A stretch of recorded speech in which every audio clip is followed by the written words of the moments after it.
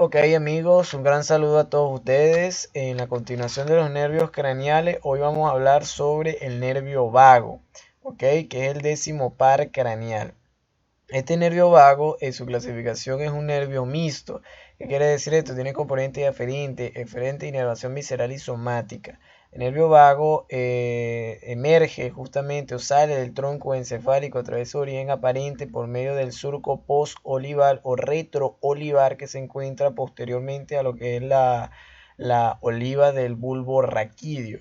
¿Ok? Y se encuentra por debajo de este nervio que es el nervio del glosofaringio. ¿Ok? El nervio vago se continúa o se orienta justamente a la base del cráneo entre el temporal y el occipital, donde se encuentra un orificio denominado o agujero yugular, o también conocido como el agujero petroso posterior, orificio o agujero rasgado posterior, perdón, petroso no, agujero rasgado posterior. ¿Ok? Por allí también discurre lo que es el nervio glosofaringio, el nervio accesorio y propiamente el vago. El nervio vago se caracteriza porque contiene dos ganglios, donde sería el origen real de ello. Cuando empieza esos dos ganglios, que son de células unicelulares, o sea, son unipolares, perdón. El ganglio superior, también denominado ganglio yugular, este que se ve acá en la imagen, se encuentra dentro de la cavidad craneal. Este establece conexiones con el ganglio inferior, que se encuentra fuera de la cavidad craneal, que es el ganglio inferior o el ganglio nudoso, también denominado así. El nervio vago tiene 5 componentes funcionales. El primer componente que vamos a estudiar va a ser el eferente, el de las que emite fibras eferentes braquiales que se originan de las vísceras, o también eferente visceral especializado, porque origina del cuarto arco braquial y del sexto, y ese se origina de la parte inferior del núcleo del ambiguo. Recuerden que este es el ambiguo que estoy señalando acá, justamente, que sería este que lo muestro, que lo señala la flecha. ¿Okay? Entonces esa es la parte inferior del ambiguo. Este emite fibras o raicillas que se unen al nervio, lo axones del nervio vago, y a la vez también se unen con el componente del accesorio después. El nervio vago emite fibras eferentes viscerales especializadas que se origina para inervarme a los músculos del paladar blando, como también de la faringe. El nervio el accesorio, en su trayecto de otros nervios fuera de la cavidad craneal, se une con lo que es el nervio vago por medio del nervio recurrente. ¿Ok? Y me van a dar inervación a los músculos de la laringe, que son estos que vemos acá. Vean estas fibras que se direccionan allí, que se unen con el nervio accesorio, el vago. Muy bien. El segundo componente, que se caracteriza porque es eferente visceral generalizado. Este se origina del núcleo motor dorsal, que forma parte de la columna medial de los núcleos del bulbo raquídeo. ¿Ok? De los núcleos motores del bulbo raquídeo, que son estos que vemos aquí en la imagen. Ese núcleo dorsal, de allí emite fibras eferentes que se direccionan, pasan por el ganglio y se direccionan hacia lo que es la gran inervación de las vísceras, ¿ok? Tanto torácicas como abdominales, ¿ok? Que van a inervar. Esta es una inervación parasimpática, es decir, de fibras preganglionares. Salen del tronco encefálico como fibras preganglionares, parasimpáticas, hacia los ganglios terminales que se encuentran tanto dentro y fuera de las vísceras, y se llaman y que emiten, por allí emiten las fibras postganglionares parasimpáticas.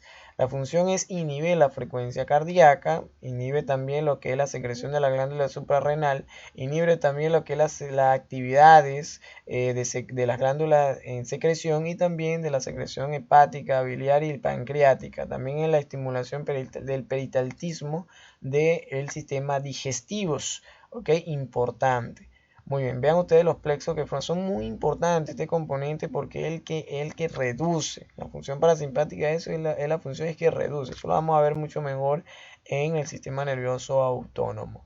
Ok, el otro componente importante del nervio vago es el aferente, es decir, el sensorial somático general, que viene se origina del ganglio superior, o el ganglio yugular, que son células unicelulares que se encuentran dentro de la cavidad craneal, y emite unas ramas periféricas, que son estas ramas que ustedes ven acá, que son la rama auricular para inervarme o sensitivamente a lo que es la piel del conducto auditivo externo y el lóbulo de la oreja. ¿Okay? O parte de la oreja también. También recibe ramas provenientes del nervio, de ramas provenientes del nervio recurrente de la dura madre, ¿okay? Del seno cavernoso, de la fosa craneal posterior, y también ramas centrales que se van a ir direccionando hacia lo que es el núcleo el núcleo y el tracto espinal del trigémino. Ok, eso de recolectación sensorial de la oreja y de otras ramas van hacia lo que es el tracto espinal del trigémino y a su núcleo respectivamente. El siguiente componente, ya tenemos tres componentes, ¿ok? El siguiente componente va a ser el cuarto componente, es un componente aferente visceral general, ¿ok? Que viene del ganglio inferior o el ganglio nudoso, que está fuera de la cavidad craneal. Igualmente es unicelular y es donde recibe las fibras sensoriales que van a inervarme, o de las ramas periféricas que van a inervarme a la faringe, sensorialmente a la faringe, a la laringe, a lo que es la tráquea, al exófago, a las vísceras torácicas y abdominales. Son aquellas capaces primero de tener conexión con los receptores interoceptivos que se encuentran allí y que nos informan de los cambios que ocurren en ese medio interno, en esas paredes. También aprovechan para que pasen otros componentes, esas fibras aferentes viscerales generales, otras fibras aferentes viscerales especializadas que inervan lo que es la papila gustativa de la epiglotis, que se encuentran acá en la parte más posterior de la lengua. ¿Okay? Y lo llevan directamente hacia lo que es el ganglio inferior y del ganglio inferior hacia lo que es el tracto gustativo, que es el tracto solitario, de aquí al ilinisco medio, etcétera, etcétera. ¿Okay? Muy bien, tenemos otro importante componente. Bueno, estos componentes en realidad, la función de los componentes diferentes viscerales generales, estos que inervan todas esas vísceras, se encargan principalmente de captar lo que es la distensión abdominal, lo que nombramos anteriormente, ese componente, y los estímulos relacionados a la profundidad de la respiración. Ok, y también a lo que es el control de la tensión arterial, como también las náuseas. Muy importante ese componente aferente visceral general que inerva a esos órganos. Entonces hacen esa función. Por ende, ya hemos nombrado los 5 componentes funcionales. Muy bien, estas fibras, estos componentes, en este caso de las fibras gustativas especializadas, llegan a lo que es el ganglio inferior y al tracto solitario. Mientras que el resto, algo muy importante, que la parte inferior del núcleo del ambiguo, reciben impulsos corticales por medio del tracto corticobulbar, de la corteza motora, de la área motora. ¿Ok? Pero también tiene conexiones reflectivas con lo que es el tracto tectobulbar y el tracto extrapiramidal y también el tracto solitario, que se haga a través de conexiones de fascículos longitudinales. Entonces todo eso establecen conexiones allí, recibe esos impulsos, el que orienta que deben hacer por medio del tracto corticobulbar y conexiones reflectivas que me ayudan a regular muchas funciones. Entonces el nervio vago, su trayecto es muy largo, este nervio tiene mucha inervación visceral y también motora a esos músculos, tanto de la laringe, la faringe, como también, bueno, de esa zona, que son los constrictores de la faringe. Entonces, el nervio vago en una de sus correcciones clínicas se caracteriza porque puede presentar lesiones tanto intramedulares, es decir, del bulbo raquídeo, que son muy comunes en los traumatismos cefalocraneales, ¿okay? Que se pueden lesionar también, y también puede haber lesiones periféricas. Las lesiones periféricas pueden, como este nervio discurre por lo que es el agujero petroso posterior y además pasa por lo que es cerca del nervio accesorio del glosofaringio, puede comprometer a estos nervios, incluso hasta hay casos que compromete al hipogloso. Y cuando este nervio puede una transección, es decir, un corte completamente y bilateral de este nervio, puede desarrollar manifestaciones muy fatales, porque puede alterar la función parasimpática de estas vísceras, ¿ok?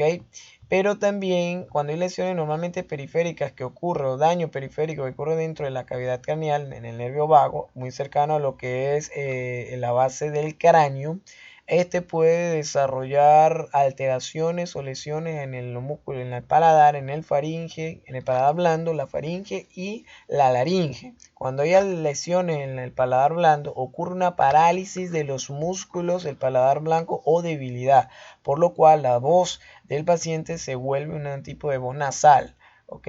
Cuando ocurre también una lesiones en lo que es en las cuerdas vocales, perdón, de la laringe, puede desarrollar una voz ronca, ¿ok? Ronca, que es hipofónico, un paciente hipofónico. ¿Ok? Y luego tenemos otras lesiones que puede ser a nivel de la faringe, en el cual nos prohíbe, nos cohíbe, no nos permite desarrollar lo que es la deglución. ¿Ok? Y cuando también hay parálisis de este nervio que se llama nervio recurrente de la laringe, que pasa por esta arteria, que es la arteria, el callado aórtico, como lo vemos aquí en la imagen, pasa por acá y inerva los músculos de la laringe, que son estos que están nombrados acá.